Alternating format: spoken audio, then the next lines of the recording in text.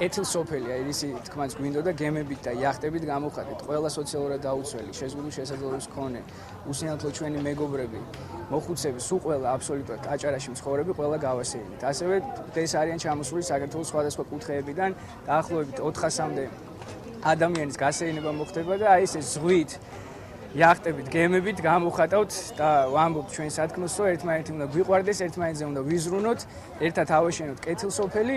დღეს ჩვენთვის ძალიან სასახარულო დღეა, ჩვენ ბავშვები დაპატიჟეს ამ ლამაზ დღესასწაულზე, მათთვის ეს ძალიან დიდ რამეს ნიშნავს, ვინაიდან ისინი გრძნობენ ყურადღებას საზოგადოებისმხრივ, უხარიათ ზღვაზე გასეირნება და ეს კიდევ ძალიან დიდი ნაბიჯია მასის საზოგადოებაში ინტეგრაციისა, ვინაიდან ისინი არიან მთელ ბავშვებთან ერთად, ქალაქის ბავშვებთან ერთად ერთობიან. ხარც უჭერ, რა თქმა უნდა, ეგეთ ღონისძიებებს.